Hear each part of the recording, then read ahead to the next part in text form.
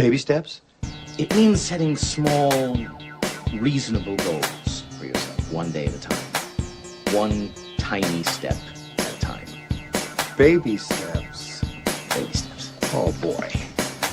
Baby steps.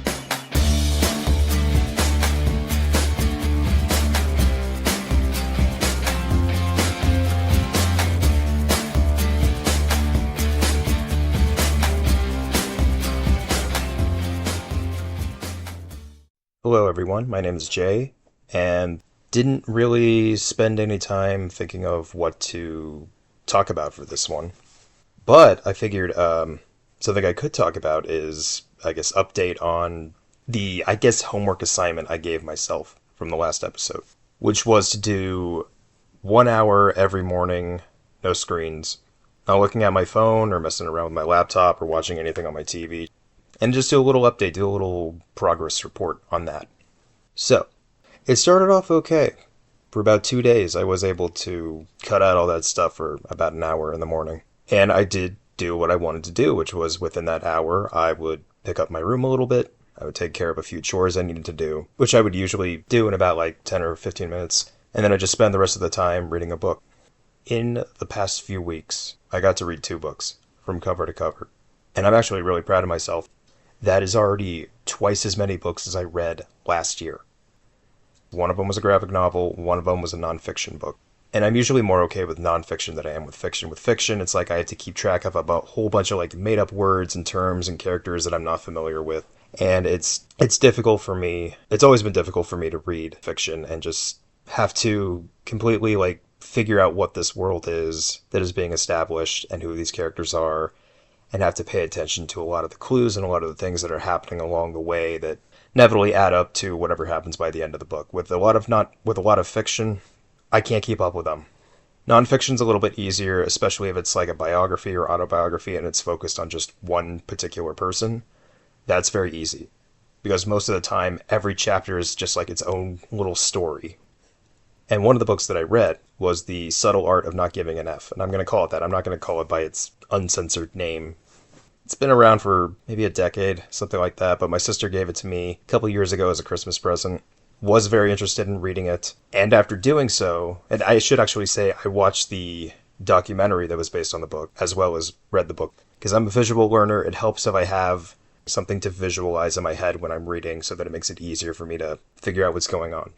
And there were a few things in the book that were in that movie as well. A couple of the stories that were brought up that were in the movie as well. Some of which I was thinking the whole time, what does this have to do with the topic of the book? Not really sure. And I kind of felt that way even with the movie version, where I'm like, I don't really understand what this has to do with the overall topic. One of the issues that I had, the thing that I loved about it, and this is something that I loved about another book that I read, which was, and it's another book that has a swear title in it, but it was Kevin Smith's book from, I don't know how many years ago. It was Tough S word. Something that I liked about that book, which is the same thing that I liked about The Subtle Art of Not Giving an F, is that it is written in a way where this is how this person talks. They're writing it like they would normally talk to somebody. They're using very colorful language, a lot of swearing, a lot of very untraditional ways of structuring a sentence, which I like. That makes it so much easier for me to get into and want to keep reading the book. This is how this author is. This gives me a great idea of who this person is. And they're writing this book in a way like they would talk to their friends. And I thought that was really cool. That was my favorite thing about the book, was just how it was written. Not necessarily the stories that were being told. Some of them I liked. Another book that I want to read is Repeat Performance, because recently I just rewatched the 1947 Repeat Performance movie, which I liked the first time that I saw it. I didn't love it, but there's certain gaps in the story that do frustrate me a little bit. For example, one character gets institutionalized, which is established early on in the movie, and then by the end of it, we see them institutionalized, but we don't really see how they get to that point. But overall, rewatching it, I really enjoyed it. I was really surprised how much more I got into the performances, how well I thought a lot of the actors played their parts. I will say most of the actors were latched onto a very specific emotion, and they never really broke from that. I don't want to say the characters were necessarily one note, but they were defined by one very specific trait that if you cannot remember this character's name, you'll at least remember, oh, they were this kind of person. They were the drunk person, or they were the one that was always worrying, or they were the person that's just too nice for their own good. But yeah, on a rewatch, I ended up really liking it. And I wanted to rewatch it because I found out about a TV movie that is based on the same book that Repeat Performance is based on. 1989 movie called Turn Back the Clock. It's the same story, except it's not set in the 40s, it's set in the 80s. Actually, it's set in 89 leading into 1990. Both movies start on New Year's, a murder is committed, a wish is made, and then the year resets. And I will say the 1989 version I like a little bit less than Repeat Performance. I think the only thing that kind of made me maybe prefer Repeat Performance over the 89 version is because I was able to watch Repeat Performance on Blu-ray. And with Turn Back the Clock, I had to resort to a VHS version that looked really not that great. I like that a lot of the gaps that there were in Repeat Performance are not in Turn Back the Clock. They fill in those gaps. They show those things where I'm like, oh, it felt like they kind of skipped over this or just kind of showed a very brief moment of it and then just kind of moved ahead. They show why the friend gets institutionalized. We actually see that moment happen in Turn Back the Clock. And I would love to see a high-definition version of that movie as well. I bet if I did, I would like it more than Repeat Performance, because there was a lot of things in it where I was just thinking, this is an improvement over that 40s version. After I saw both movies, I decided, let me pick up a copy of the book. That was not the second book I read, though. I still plan on reading that. That might be the next book that I read. Second book that I read was Final Cut by Charles Burns. Graphic novel, so this was like, sorry, it's silly, I know I'm an adult, but there are pictures in this book, there aren't that many words, but that's just how it goes. That's why I like reading graphic novels, is because I get the engagement of reading a book, but I have a visual representation of the story that makes it a lot easier for me to just connect with it. However, I didn't really like Final Cut all that much. I'm kind of bummed out by that. I heard that this had something to do with like making movies, and that alone, that made me want to read it. And I mean, there certainly is a lot of stuff in the graphic novel centering around a character who is very much into movies, especially like black and white B movies, sci-fi movies, that kind of stuff. A good chunk of the graphic novel is largely based on Invasion of the Body Snatchers. You know, as I was reading it, as I was getting into it, I liked that it kind of switched back and forth between our narrators. It's like we had this guy character and this girl character that were our two leads, and we were kind of going back and forth between how they're experiencing, you know, making this movie together. And I felt like a lot of the stuff that was happening with making the movies or them just talking about movies didn't really add up to much. I guess this guy has a crush on this girl. He's drawing pictures of her. Seems like he wants to date her. He's fantasizing about her. And then it turns out she's not really all that interested. She ends up having a relationship with somebody else that was working on the movie. This just makes him feel even weirder around this girl. She's trying to be super friendly, but she knows that it's weird too. And that's just kind of the story. It's like they make a movie together. They watch the movie at the end. The movie doesn't look as good as a lot of them were hoping it would look. And he's not seeing it like this really, like, no-budget kind of home movie. He's seeing it like this big, extravagant sci-fi picture. And that's just kind of it. That's just how it ends. I felt like I didn't really get much or learn much out of it by reading that book. I was expecting it to honestly be a thriller. I was expecting it to be something's going on with this guy and his obsession with movies, and is it going to make him kind of make it really difficult to tell the difference between fantasy and reality while he's making this movie with his friends? Is he believing that this isn't really a movie, this is real life? I thought something like that was going to happen. It's a surprisingly short book, and I say that because when I got my hands on it, I don't want to say it's a beefy book, it's a big book. Like, it is a bigger size, and I don't mean necessarily width, I mean height. It is a bigger book than most graphic novels that I'm used to. And it seemed like it was, you know, a pretty good thickness to it too, but I think it's just because it's really thick paper. Like, I was flipping through the book, getting through it very quickly. I did read it over the course of 2 days, but that's just because I started reading it late at night one night, got about halfway through, and then decided to finish it the next morning. I think total, it took me like an hour to get through. Maybe a little bit more, but yeah, very short read.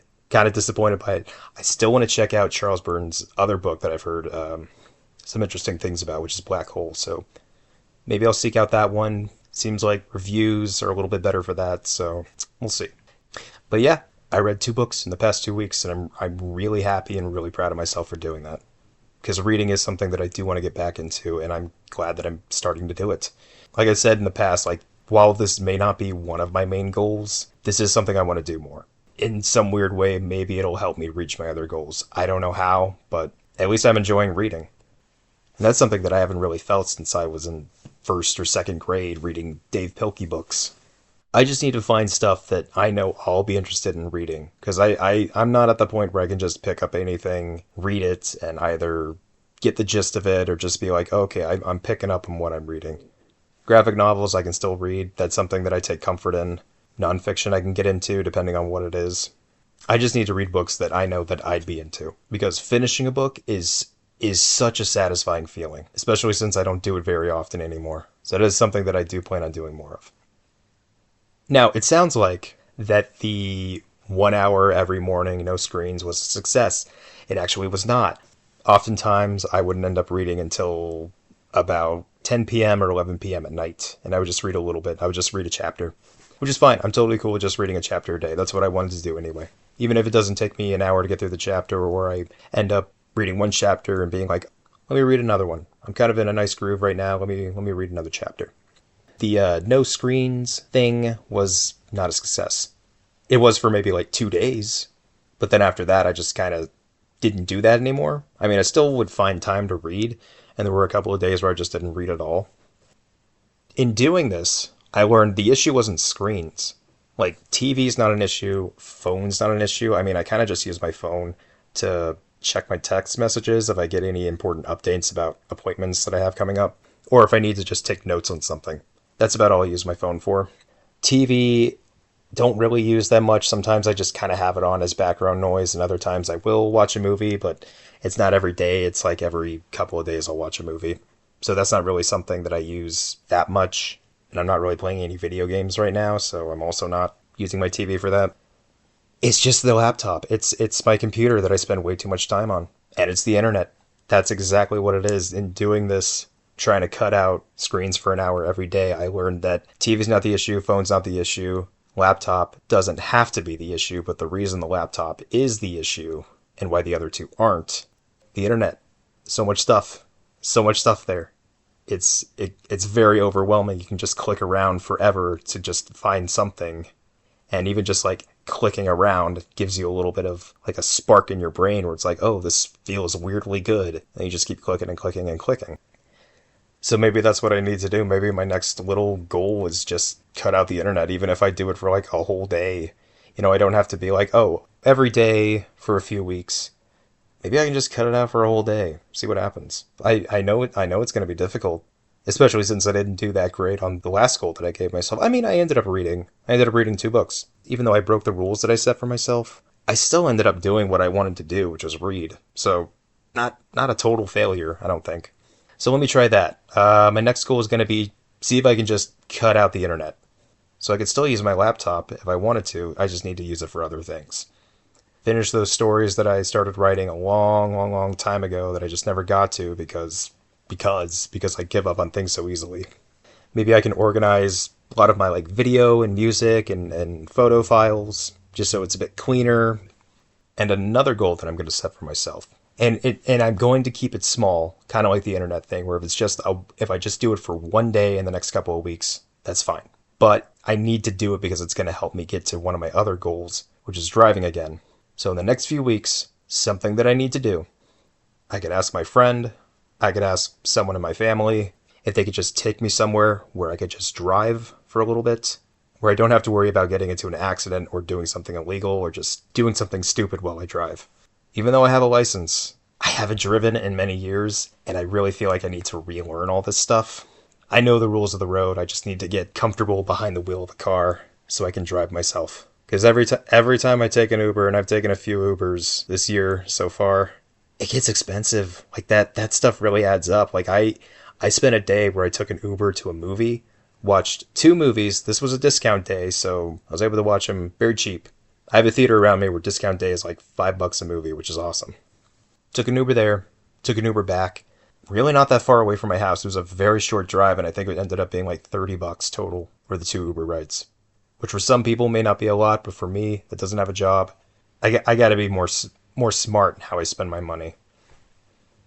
I guess this episode was just like I said earlier on, just a progress report, just a small little update until I start checking off more things that are on my list, start doing more things headed more towards bigger goals that I'm working on. And until I can find like some sort of topics where I know for sure, oh, this is something I can do a whole episode about. Let me talk about this instead of just rambling for however long I end up rambling for. I mean, I'm totally cool with just kind of pressing record and then just saying whatever comes out, whatever's in my head. It actually is a lot easier to do that than to plan stuff out. Because if I try to stick to a very specific topic or a very specific thing that I have in my mind or that I have written down, it doesn't always go as planned. Sometimes I just need to start something, even if I don't know where it's going to go, and just see how it's going to end up. Just keep continuing it until I feel like I've reached a stopping point. You know, sometimes I feel like I just need to, even if I don't know how it's going to turn out, I just need to start something. See how it's going to go. Spend enough time in it that I feel like that I've done something with it. And who knows, you know, sometimes I do this with my writing. I will write a short story. Actually, sometimes it ends up being like a long story, or in my head it's a long story. I end up writing it just for fun. And I just have like a little kind of idea of what I want it to be about. I have a couple of like lines of dialogue that I want to put in there and like a basic idea of what I want to happen. And as I'm writing it, I get these little sparks where I'm like, oh, this would be kind of a cool direction for it to go in. And then I get other lines of dialogue and other things and other characters kind of just jump in my head. And I'm like, oh, let me put this in here. And then what ends up happening is I write something that is different than what I originally thought. And I'm not necessarily saying it's better or worse than what I originally thought, but it's a more complete thing than what I originally thought. And that right there is better than just starting with an idea and doing nothing with it. I would rather have a really awful story that has a start, middle, and end, that is something that I can go back through, read through, learn from, than just a little idea that I do nothing with. Because I have a lot of those. Because that's just kind of my life, where it's like I get something in my head, I get a thought where I'm like, this is something I should do, and then I just don't do it. And I gotta cut that out. I guess maybe that's what this whole year is about for me. You know, it's not just growing as a person, becoming more independent, learning to do things on my own, taking responsibility for everything that I would need to as an adult. It's also just not stopping at the starting point and giving up. If I'm going to start something, I have to finish it or at least see it through for as long as I can until I figure out what the next step is. I still need to find another kind of group outside of the house where I can just go somewhere like a park or whatever, just meet up with people, just something that would interest me, that it's like even if I'm uncomfortable, at least I'm doing something that I want to do or that I would find fun. So I'm still looking for something like that I can go back to every couple of weeks or month or something like that. You know, something regular that makes me look forward to getting outside of the house. You know, one thing I would love to talk about is the Jim Carrey movie Yes Man. That's something that actually was on my list of movies to talk about. I can't say I relate to that movie, but that is a movie all about changing the way you think about life. And instead of just feeling like, oh, this isn't something I want to do, let me just avoid it. Anytime an opportunity presents itself, even if it's not interesting, just if it's an opportunity to do something different, you take it. I think that'd be an interesting movie to talk about, or at the very least, take those ideas and practices from that movie and kind of apply them to myself. If I could challenge that might be a ways off, you know, being like, oh, let me like spend a week and just say yes to everything. I don't think that'll happen. Maybe it could. I don't know. It would at least give me something to talk about for an episode, so maybe. So yeah, this episode was just a progress report, kind of just an update episode, not really much else. We'll see what I have next episode. I don't know what it's going to be, but, you know, if it's like these past 2 episodes, maybe that's a good thing. Maybe I shouldn't plan these things out and I should just hit the record button and just see what comes out of my head. Sometimes that happens. If I start talking, I will not really know what to do, but then eventually I'll find a place where I'm like, I could talk about this. Yeah, we'll see what happens next episode. It's going to be in another 2 weeks. So if something exciting happens in the next 2 weeks, or if nothing happens in the next 2 weeks, I'll just talk about that. But until then, once again, I'm Jay, and bye for now.